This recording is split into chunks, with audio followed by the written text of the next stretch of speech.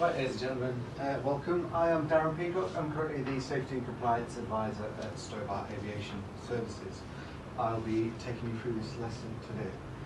First bit of housekeeping. So if anyone hears a fire alarm, the nearest fire escape is at the end of the hall. Please use the fire escape to go down. If everyone wants to fight the fire, there's a CO2 extinguisher there and there's a water one at the end. The assembly point is at the gates outside, so do that. I encourage you to ask questions throughout. Just please raise your hand, turn off your phones, but again, if anything's pressing, just please leave the room. You're all punctual, you're all here except for one, so that is good. Today the lesson is on the hierarchy of risk control. The aim of this lesson is to outline the simplified 5-tier system of risk control. And my objectives are to explain the hierarchy of risk control, describe the full hierarchy of risk control, and then outline the simplified 5-tier system of risk control, and then define each tier from that simplified control method.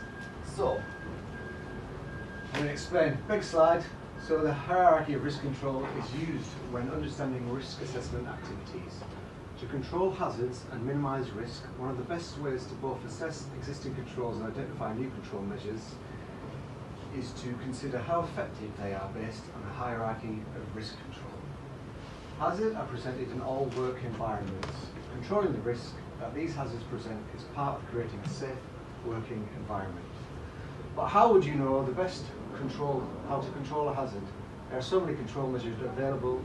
Pick the wrong one and you could be more risk than you need to be. More than is safe. Not all control measures are equal, so here comes the hierarchy of risk control. Step 3 of the HSE. Does anyone know what the HSE is? Yeah, cool. There are 5 steps to the risk assessment. Involves evaluating if existing control measures are adequate or if more should be done to reduce risk. One of the best ways to both assess existing controls and identify new measures is to consider how effective they are based on the hierarchy of risk control. The hierarchy of risk control is used when understanding risk assessment activities to control hazards and minimise risk. Once you've calculated the levels of risk, you decide on the precautions and controls needed to reduce the risk. Pretty big slide, but it's basically saying you're in a workplace, someone said that's a hazard, and this helps you from that form a way of making that hazard safer.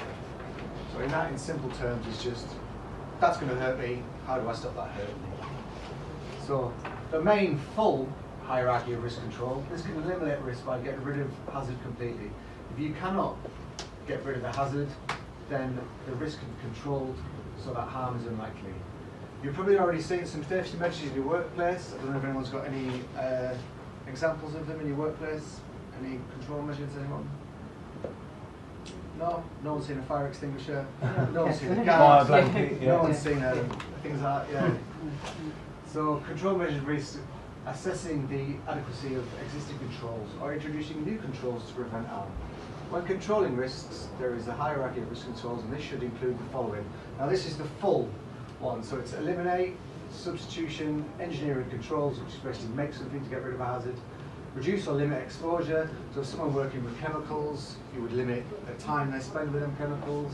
Good housekeeping, which is a good one. A clean house is a safe house.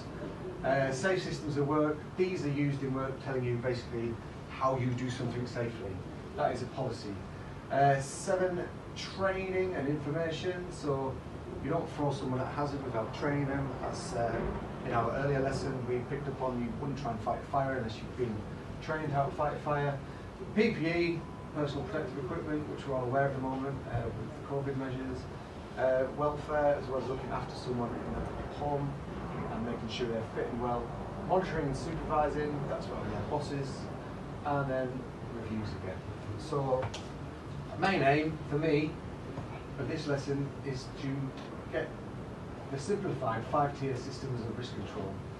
So, from all of them 11, there's now 5, which is seen in this effective hierarchy diagram. The first one is elimination.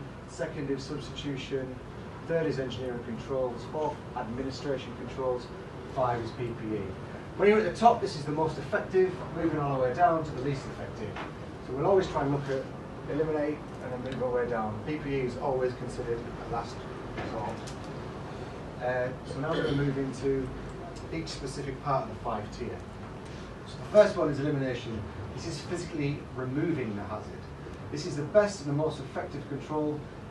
If a hazard is serious and the risk cannot be reduced to an acceptable level, it should be eliminated.